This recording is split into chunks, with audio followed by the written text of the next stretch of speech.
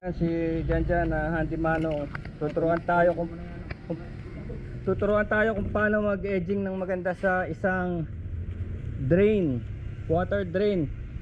Ayun oh, yun ang sample ah. Yun ang sample na gagayahin namin kasi ginawa dyan dun oh. Oh. Ganyan kaganda. Ganyan kaganda ang pag-aano niya, pagtira niya. Ayan. So si Boss Janjan. Gaano kalaki? Susukatin niya ang gilid. Yan, susukatin muna niya. So ilan? Mga 4? 4. Ayan, 4. Yes. Susukatin natin. Sakto pala, wala sobra. Hindi, may pasobra rin yan. Konti. Yung bend dyan. Yung bend. Ayun, linyan mo na para makita yung pasobra, mga 1 inch. Ayun, 1 inch kasi yun ang bend. Kailangan ang gamitin natin yung skwala para ano, para diretso. Skwalado kasi nga skwalado naman din yung yung pinabend namin drain. Special to skwalado. Bakit pag bumili naman kayo, skwalado naman talaga. Yan.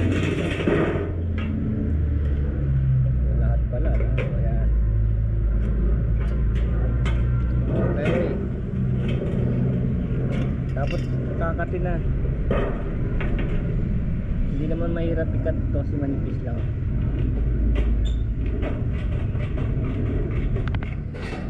So kahit ako ngayon lang ako nakapanood ng malinis na paggawa. Kasi kita mo yung gawa ko, pakita ko sa inyo yung gawa ko ah. Charan! Yak! Ito mo pagka oh. Ayan ang gawa ko.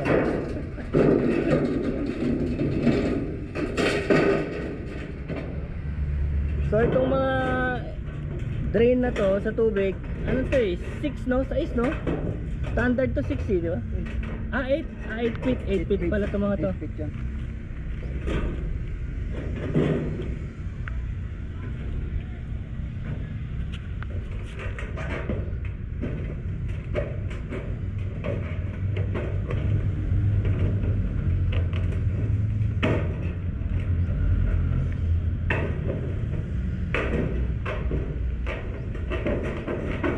Yung ba nito no? Barena, ay grinder na ano. Ha? Kailangan grinder niya? Yung iba. Para mawala yung sugat? Hindi, para Wala naman tao dun eh. Para masugat sila, di ba? Nasa bubong to eh. Iba raw ginagrinder para swabe. Para gusto mo mabili. Oo. Pero nasa ano naman kasi ito nandun eh oh. Pagka nandun na siya, wala namang makahawak na yun. Maganda lang tignan. Kasi nakita ko rin sa YouTube, importante din yung maganda siya tignan mula sa baba. Ganun pala yung sinasabi nila. Kaya kung ang trabaho mo, ang bubong mo kita sa kabilang building, yung mga ganun, di ba? Makikita na hindi tabingi yung gawa mo kasi makikita mula sa kabilang building. Pero kung wala naman, mula lang sa baba ng lupa, makikita nila na hindi nila makikita yung bubong. Wala silang pakialam kung tabingi ba yung mga takso, ano. Ayan, sa baba pala titirahin.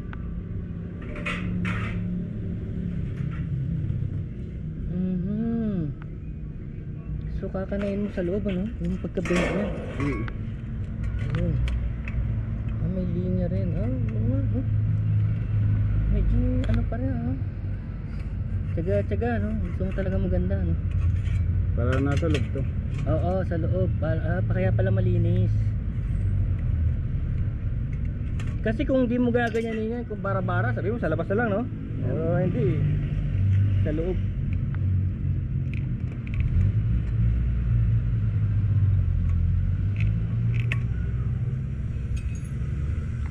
This is Handymanong. Gagawa kami ng website nito tsaka application para pwede kayo mag-reserve kung gusto niyo magpatrabaho sa Handymanong. Initial coverage nito Quezon City, Pasig, Marikina, San Juan, mga ganun muna.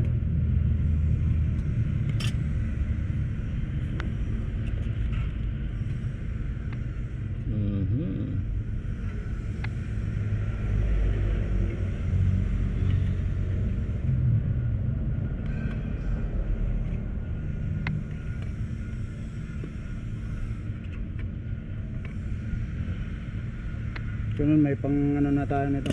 Oo, meron ako nakitang mahabang Pang-bed ganun eh. mahaba, Pang bed mahaba. Para pag ginanon mo, Nakita ko nga yun. ano siya.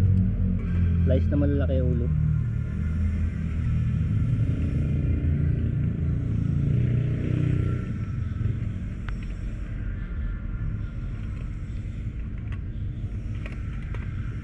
Tutuloy natin tong ano eh, handyman ating one stop repair, house repair, solar.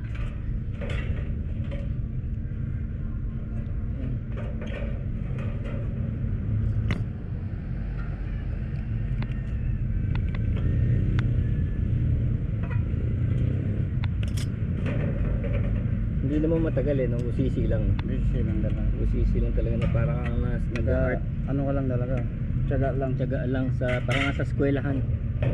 At marunong ka rin magbaril. Ay oo, may barena ka ito kasi ano to, rebet ito, rebet. I-rebet ito eh. Hindi, pinapakita lang natin ang gawang handymanong. Ano natin. Na hindi Pag nakapantay ito dito, Oo. nai-repeat na. Tsaka naman ito tatabasin. Ganun. Tatabasin para umawat siya. Para pumantay. Basta at least pantay na. Oo. Barinahan natin. Sige, barinahan natin para isang kompletong ano. Isang kompletong etong mga pinapa-bend to. Pinapa-bend to ng may pintura na. Ganun ang ginagawa namin dito. Merong isang company na nagbe-bend according to your size. Kung ayaw mo tong size na to, pwede mong pa-customize. Sasabihin mo, wow, mas mataas dito. O kung gusto mo, ayaw mo ng box, meron kasi silang pag ganun eh. Yung style na pag ganun. Kung gusto mong pa-style yan, kung gusto mong maraming box dyan, pwede. Pero kung basic lang, at least ito, ano tawag dito? Pinturado na eh, no? Yung parang sa refrigerator, no? Ano to eh, hindi naman to ini-spray, di ba? Hindi ini-spray to eh. Parang banded. Factory, no? Chemically banded to eh. Parang ini-spray to ng positive, tapos sinacharge sila ng negative tong yero, tapos kumakapit kasi nga opposites attract eh. Gagawin nilang positive charge yung powder coating. Ganun.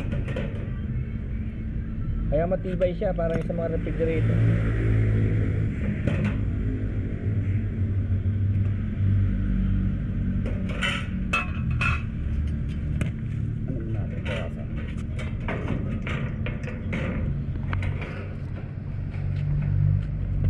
Babawasan mo o liliko mo lang?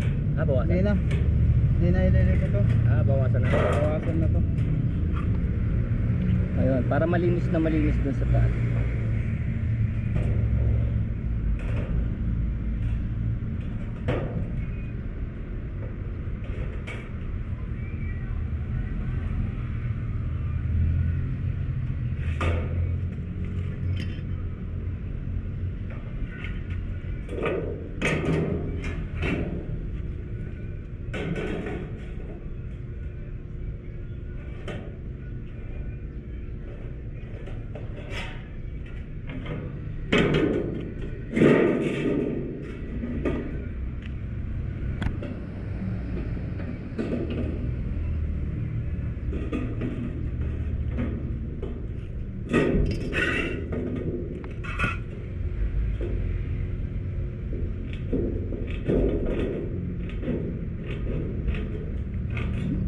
Lahat pala ng klase ng repair sa bahay kaya namin, kahit ngayon sa mga CR, ganyan, kisame,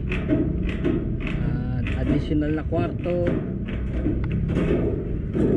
sa roof, basta tungkol sa bahay. Kasama na rin yung mga gusto nyo magpa-solar, pwede tayo magpa-solar. Pa-quote kayo sa amin, kontakin nyo lang ako. Tapos pag-usapan natin kung paano natin magagawa yung mga kailangan nyo sa bahay.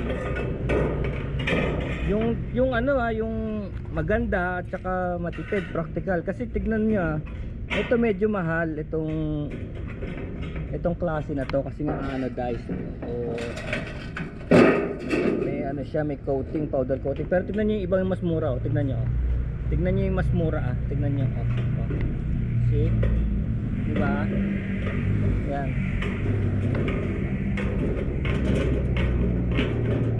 O, tinanggal na pala ni Jan yung ano, yung labi na yun. Tapos tignan nyo kung paano isasalpak yan, ha. Kung paano. Pero dyan ang paggawa talaga niya sa baba, hindi pwedeng doon o may Dito sa ano. sa bubong pwede rin pero mahirap siguro, no? Kaya diretso salpak. Oo, hindi, doon na gagawin. Pwede naman pag may pisto ka doon. Oo, pag may pwesto, tsaka pag nandun yung kuryente, ano. Kasi di kuryente yun. Dito na lang sa baba para Oo. Pagka ano, kung may chance sa baba, sa baba. Kasi iba dyan na, ano, no? Diba nakakabit na, no? Biglang liliko, biglang hihinto. Ayan. Dito lang. Yung ano natin, di pa naka-ready. Ito na ready yung ating drill.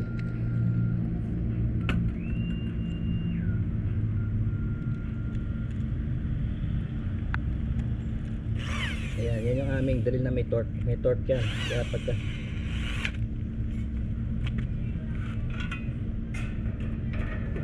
napapatalim nyo pa yata yung drill bit na naputol na.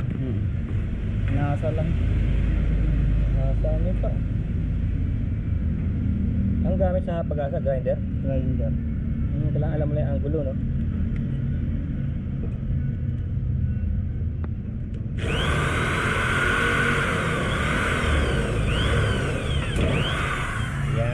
Yan ang ano. Tapos ito yung rivet. Ito yung riveter. Rivet. Tapos pagka ano, ginamitan ng riveter, bubuka yan eh. Tapos may ipit doon. May ipit. Ang ginagawa sa mga barko noong unang panahon. Ayan, oh. Ibubuka yung hatakin niya ng parang rod sa gitna. Tapos ano yan, oh. May ipit siya doon. Ayan, ayan. So ano yan, aluminum. Kaya hindi yan ang cost ng kalawang. Aluminum yan. Hindi yan bakal. So hindi kinakalawang yung aluminum na yan. Ayan.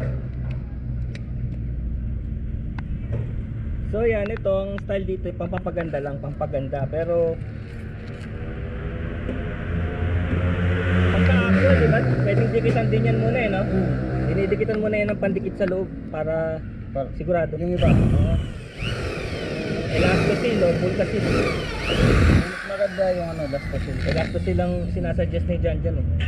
Isa raw sa Bulkasil. Bumibaya kasi yung Bulkasil. Bulkasil daw naninigas, para totoo naman yun. Nakakita ko parang isang taon lang matigas na uli.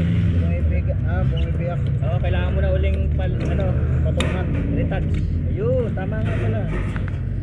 Oh, Bulkasil ha, tignan nyo, naninigas yung goma nyo, naninigas pagkas na isang taon.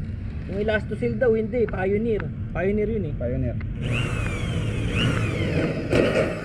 Hindi kumapit.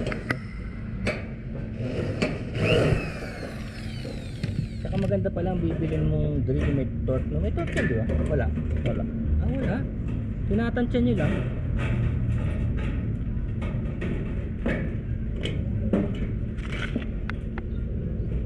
Hindi pa rin pinatansya.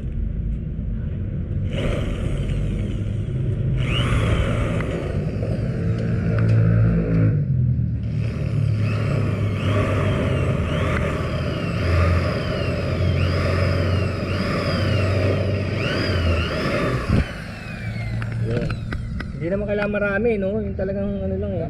Tama lang yung sa mga kanto-kanto lang. Na siya bumalang. Oh. Kasi ang nangyari dito kasi bukas naman yung kabila. Dahil ng tubig at takbo na siya rin. Kasi ang issue lang naman sa mga ganito yung splash eh, no? Ayaw mo mag-splash para hindi tumalsik sa kung saan yung tubig ulan eh. Yun lang naman, splash lang naman. Hindi naman actually super watertight na. Ayan, sinasabi mong gagrinder rin sana kung ano, no? Kung para kumintar. Side na to, side na to. Tingnan natin lang. Ayan, no? Ganda, oh. See? So, kita nyo, kakaunti lang yung nilagay na ano, ah.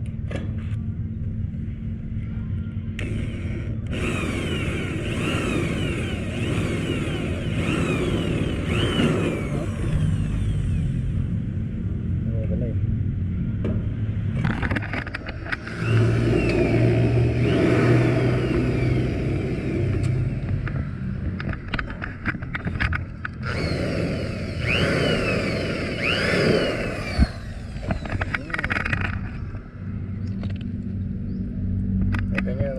tools na pag alam mong gamitin, dali ang buhay.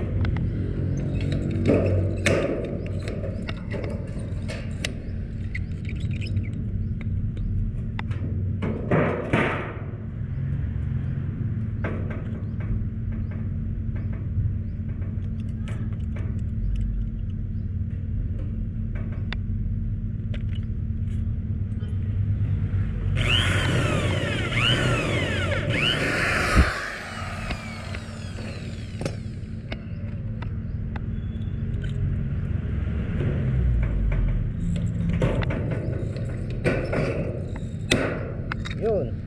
Bago na lang. Ganda tignan ano. Grabe ano. Ayun. Pag may tikuloso talagang ano. Tabasin mo pa yung sobra.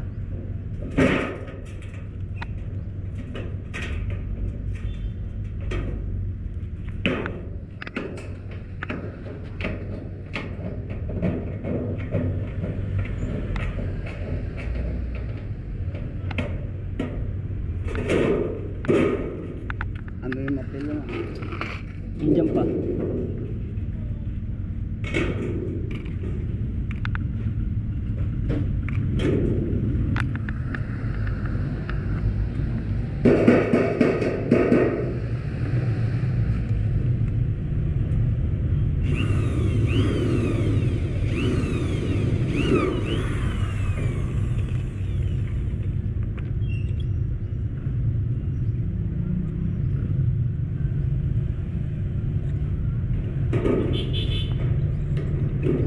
Isa. Ayo.